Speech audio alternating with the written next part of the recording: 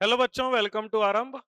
Last class में हम लोगों ने करंट इलेक्ट्रिसिटी चैप्टर में ओम्स लॉ तक कंप्लीट कर लिया था।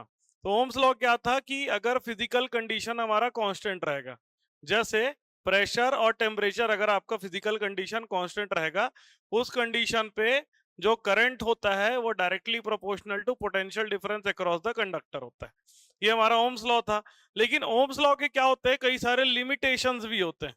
ठीक है, ओम्स लॉ के कई सारे लिमिटेशंस भी होते हैं। जैसे क्या क्या लिमिटेशन होगा, देखिए कई ऐसे कंडीशन पे जो वोल्टेज होता है वो प्रोपोर्शनल टू करंट नहीं हो पाता। कौन से कंडीशन पे नहीं होगा? जहां पर जो रेजिस्टेंस है, रेजिस्टेंस अगर कांस्टेंट नहीं होगा, अगर आपका रेजिस्टेंस कांस्टेंट नहीं होगा तो हमारा जो ओम्स लॉ है, जो वोल्टेज है, वो डायरेक्टली प्रोपोर्शनल टू करंट नहीं आएगा। ठीक है, ये पहला कंडीशन है कि रेजिस्टेंस शुड बी कांस्टेंट। तो रेजिस्टेंस कांस्टेंट होगा, मतलब आर अगर नॉट कांस्टेंट रहे, अगर आर आपका कांस्टेंट नहीं आता है तो वोल्टेज जो होता है वो डायरेक्टली प्रोपोर्शनल टू करंट नहीं आता कई कंडीशन पे। तो उसका अगर आप देखेंगे प्लॉटिंग, अगर देखेंगे वोल्टेज और करंट के बीच में प्लॉटिंग, स्ट्रेट लाइन नहीं आएगा, थोड़ा सा टिल्टेड रहेगा, हल्का सा टिल्टेड रहेगा। ठीक है, ऐसा भी हो सकता है, ऐसा भी हो सकता है। ठीक है, मतलब नॉन लीनियर कर्व आएगा। लीनियर कर्व आ रहा है मतलब ये ओम्स लॉ को फॉलो कर रहा है, लीनियर कर्व नहीं आता मतलब ओम्स लॉ को फॉलो नहीं कर रहा। The relationship between V and I depends on sign of V। V और V के साइन पे डिपेंड करेगा, V के साइन पे डिपेंड करेगा रिलेशनशिप। जैसे अगर आप डायोड का आप VI प्लॉट करते हैं तो ये कुछ ऐसा आता है, इस तरह का आता है। तो यहाँ पर जो करंट और वोल्टेज के बीच में रिलेशनशिप है वो वोल्टेज के साइन पे डिपेंड करता है। तो उस कंडीशन पे भी ये ओम्स लॉ फॉलो नहीं करता, ये लिमिटेशन है ओम्स लॉ का। ठीक है, अच्छा, जैसे डायोड में यही चीजें होती हैं। आगे बढ़ते हैं। जैसे ये वाला आपको रिलेशनशिप मिल रहा है जिसमें V is not proportional to I। V जो है वो I के प्रोपोर्शनल नहीं है, ये आपका कैरेक्टरिस्टिक्स, डायोड का कैरेक्टरिस्टिक्स बताता है। तो इस रीजन में अगर आप देखेंगे कि इस रीजन में यहां से यहां तक, ये यहां से यहां तक डायोड की कैरेक्टरिस्टिक्स अलग है। V is not proportional to I दिख रहा है। यहां से यहां तक जाएंगे तभी भी V is not proportional to I। ठीक है, नेगेटिव वोल्टेज में जाते हैं तो इसका कैरेक्टरिस्टिक्स ही टोटल बदल जाता है। तो ये भी कंडीशन है जिसमें ओम्स लॉ फुलफिल नहीं करता। ये लिमिटेशन है ओम्स लॉ का कि ओम्स लॉ हर जगह एप्लीकेबल नहीं होता है, ये आपको दिमाग में रखना है। तो ये पहला लिमिटेशन, ये दूसरा लिमिटेशन। कई बार ये देखने को मिला है कि the relationship between V and I is not unique. Unique नहीं रहता, कभी कभी क्या होता है उसका रिलेशन बदलते रहता है। जैसे यहां पर देखिए, यहां से यहां तक लीनियर रीजन है, फिर क्या है आपका नॉन लीनियर रीजन है, फिर देख सकते हैं आप यहाँ पर वोल्टेज बढ़ाने से करंट की वैल्यू क्या हो गई, कम हो गई। तो इसको हम लोग नेगेटिव रेजिस्टेंस रीजन बोलते हैं, जब आपका रेजिस्टेंस नेगेटिव हो जाता है। जैसे एग्जांपल एक खास तरह का डायोड होता है जिसको हम लोग बोलते हैं टनल डायोड। तो टनल डायोड में इस तरह का रिलेशनशिप हमको देखने को मिलता है। कहने का मतलब क्या है कि ओम्स लॉ जो होता है वो उसके कई सारे लिमिटेशंस होते हैं। तो ये कुछ लिमिटेशंस हो गए आपके ओम्स लॉ के। ठीक है, आगे अगर हम लोग बढ़े कि what do you mean by resistivity, resistivity of the material, अलग अलग मटेरियल की रेजिस्टिविटी अगर हम लोग देखते हैं तो ये देखने को मिलता है कि जो मेटल्स है, रेजिस्टिविटी का अगर हम लोग रिलेशन देखे थे, ठीक है, देखिए रेजिस्टिविटी का रिलेशन हम लोग देखे थे, R इज इक्वल टू क्या आता था, rho L divided by A. Resistivity का मैंने आपको रिलेशन ऑलरेडी करा दिया था। तो उसमें हम लोगों ने देखा था कि जो रजिस्टिविटी होती है वो किस दो बेसिक चीज पे डिपेंड करती है। रजिस्टिविटी जो होता है वो direct inversely proportional to tau होता है। मतलब रिलैक्सेशन टाइम अगर ज्यादा होगा, अगर रिलैक्सेशन टाइम ज्यादा होगा तो रजिस्टिविटी की वैल्यू क्या हो जाती है, कम हो जाती है। और रजिस्टिविटी जो होता है वो inversely proportional to number of electrons per unit volume. अगर इलेक्ट्रॉन्स पर यूनिट वॉल्यूम अगर आपका ज्यादा है, अगर इलेक्ट्रॉन्स पर यूनिट वॉल्यूम क्या है, ज्यादा है, देखिए टाउ अगर ज्यादा है तो रजिस्टिविटी कम होती है, उसी तरह से number of electrons per unit volume अगर ज्यादा है तो रेजिस्टिविटी कम होती है। तो यहाँ पर हम लोग देखेंगे जो मेटल होते हैं उनकी रेजिस्टिविटी काफी ज्यादा होती है, सॉरी काफी कम होती है रेजिस्टिविटी। क्यों रेजिस्टिविटी कम होता है? क्योंकि नंबर ऑफ इलेक्ट्रॉन्स इज पर unit volume is large, number of free electrons per unit volume is large. इस कारण से मेटल जो होता है उनकी रेजिस्टिविटी क्या होती? कम आती। कितना रेंज होगा? 10 का पावर -8 ओम मीटर से लेकर के 10 का पावर -6 ओम मीटर के रेंज में रेजिस्टिविटी होती किसकी? मेटल की। ठीक है, मेटल की। अब बात करते हैं इंसुलेटर की। इंसुलेटर में जैसे सिरामिक हो गया, रबर हो गया, प्लास्टिक हो गया, ये सब क्या है? इंसुलेटर्स। इंसुलेटर्स की क्या रहती है प्रॉपर्टी कि उसमें नंबर ऑफ फ्री इलेक्ट्रॉन्स बहुत कम होते हैं, small N is very less. और क्योंकि स्मॉल एन बहुत कम होता है तो इनकी रेजिस्टिविटी बहुत ज्यादा होता है। कितना होता है? 10 का पावर 18 ओम मीटर से ज्यादा ही रहता है, लगभग 10 का पावर 18 ओम मीटर मेटल के कंपैरिजन में ज्यादा होता है। और क्योंकि इंसुलेटर की रेजिस्टिविटी ज्यादा होती है तो इस कारण से इंसुलेटर जो होता है अच्छा कंडक्टर नहीं होता है, बैड कंडक्टर जैसा बिहेवियर। ज्यादा रेजिस्टिविटी मतलब लेस करंट, सेम वोल्टेज पे लेस करंट अगर आएगा हमारा। अब बात करते हैं रेजिस्टिविटी जो होता है वो टेम्परेचर पे डिपेंड करता है। क्या होता है, किस रिलेशन के हिसाब से रहता है? Resistivity at any temperature T it is equal to resistivity at initial temperature, उसको हम लोग रो नॉट कहते हैं, 1 प्लस अल्फा। अल्फा को हम लोग कहते हैं, alpha is called temperature coefficient of resistance. Alpha क्या होता है? टेम्परेचर कोएफिशिएंट ऑफ रेजिस्टेंस कहलाता है। Resistivity, temperature coefficient of resistivity. और टी माइनस टी नॉट क्या हो गया? Change in temperature. एक न्यूमेरिकल क्वेश्चन करेंगे तो बहुत अच्छे से क्लियर हो जाएगा। देखिए यहां पर रेजिस्टिविटी कैसे चेंज हो रही है। रेजिस्टिविटी अगर कॉपर की बात कर रहे हैं तो टेम्परेचर जैसे जैसे बढ़ाते जा रहे हैं रेजिस्टिविटी की वैल्यू नॉन लीनियरली इंक्रीज हो रही है, नॉन लीनियरली इंक्रीज हो रही है। क्यों चेंज होता है इसकी भी अगर डीप में अगर हम लोग जाते हैं तो रेजिस्टिविटी मैंने बताया कि रेजिस्टिविटी जो होता है वो inversely proportional to relaxation time होता है। ठीक है, तो जब हम लोग टेम्परेचर को इंक्रीज करते हैं, जब हम लोग टेम्परेचर को इंक्रीज करते हैं तो रिलैक्सेशन टाइम जो होता है वो क्या हो जाता है? डिक्रीज हो जाता है।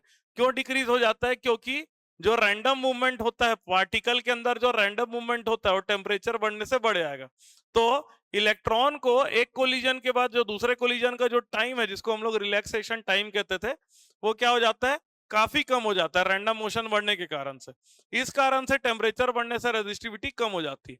लेकिन हम लोगों ने ये भी पढ़ा कि रेजिस्टिविटी जो होता है वो इनवर्सली प्रोपोर्शनल टू एन है। ठीक है, रेजिस्टिविटी जो है वो इनवर्सली प्रोपोर्शनल टू एन है, एन अगर ज्यादा है तो रेजिस्टिविटी कम है।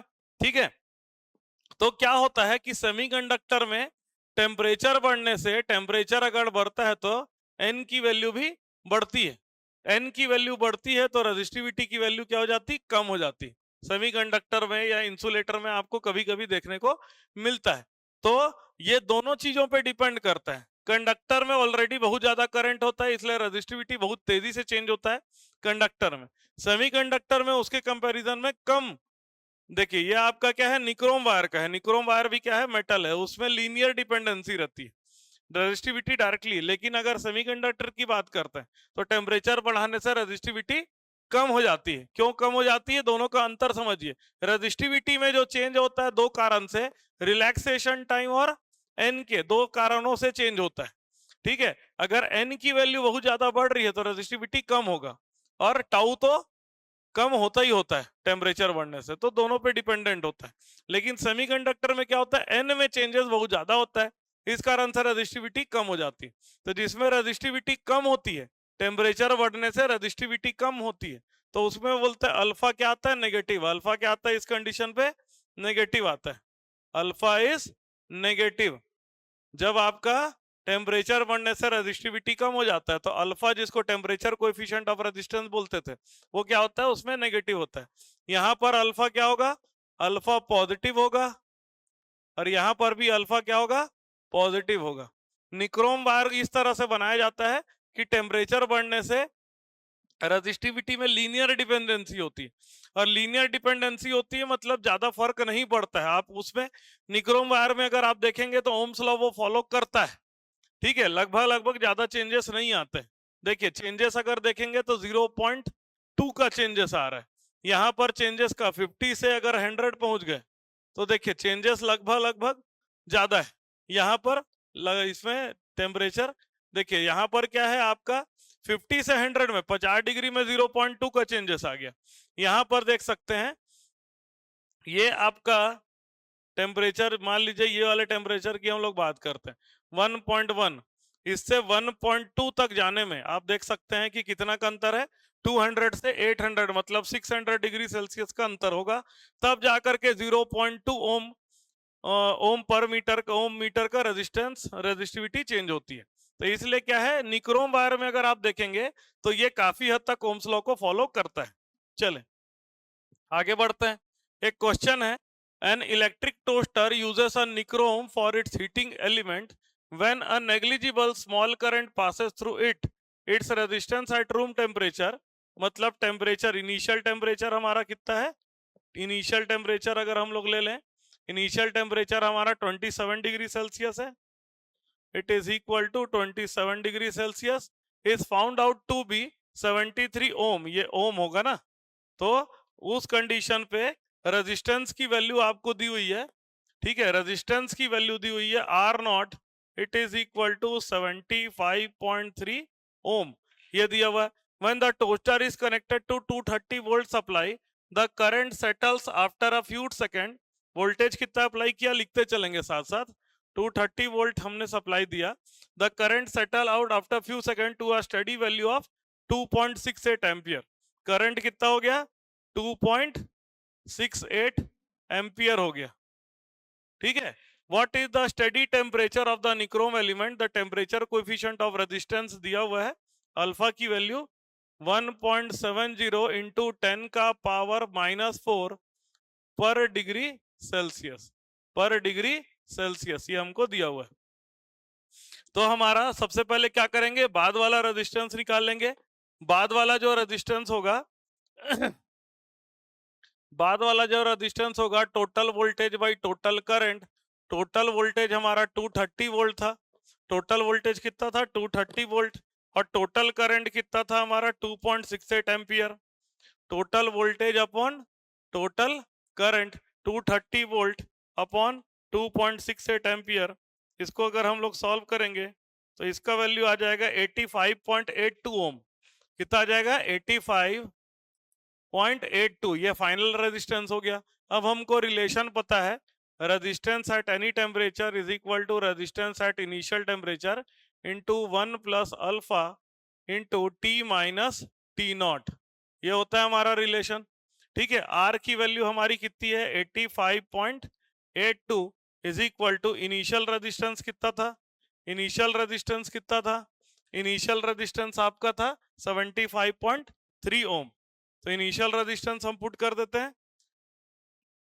75.3 इंटू 1 प्लस अल्फा की वैल्यू क्या है, अल्फा की वैल्यू हमारी है, अल्फा की वैल्यू 1.70 इंटू 10 का पावर -4, 1.7 इंटू 10 का power -4 into T minus T not की वैल्यू 27 दी हुई थी क्वेश्चन में, ठीक है। तो हम लोग इसको यूज कर लेते हैं 85.82 divided by 75.3 is equal to 1 plus 1.7 into 10 का पावर -4 टी माइनस 27, इसको हम लोग ऐसा पुट कर लेते हैं, ठीक है। इसकी वैल्यू कितनी आएगी, इसकी वैल्यू आ जाएगी आपकी 85.82 डिवाइडेड बाई 75.3 अगर करते हैं तो ये आंसर आ जाएगा 1.14, ये आ जाएगा आपका 1.14 is equal to 1 plus 1.7 into 10 का पावर -4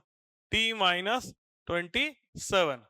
अब इसको माइनस करेंगे 1.14 minus 1 is equal to 1.7 into 10 का पावर -4 टी माइनस 27, ये आ जाएगा 0.14 डिवाइडेड बाई 1.7 इंटू 10 का power -4 is equal to T minus 27, तो ये आ जाएगा 0.14 डिवाइडेड बाई 1.7, ये 10 का पावर -4 ऊपर जाके क्या हो जाएगा +4 is equal to T minus 27।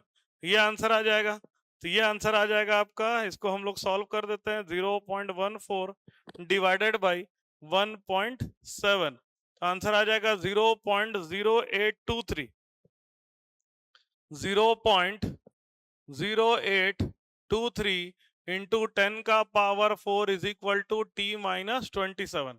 10 का पावर 4 मतलब इसको अगर हम लोग करेंगे तो 4 डेसिमल आगे खिसकाएंगे तो कितना आ जाएगा 823 is equal to T minus 27। तो टी की वैल्यू आ जाएगी 823 प्लस 27, तो ये कितना आ जाएगा 850 डिग्री सेल्सियस। कितना आ जाएगा 850 डिग्री सेल्सियस।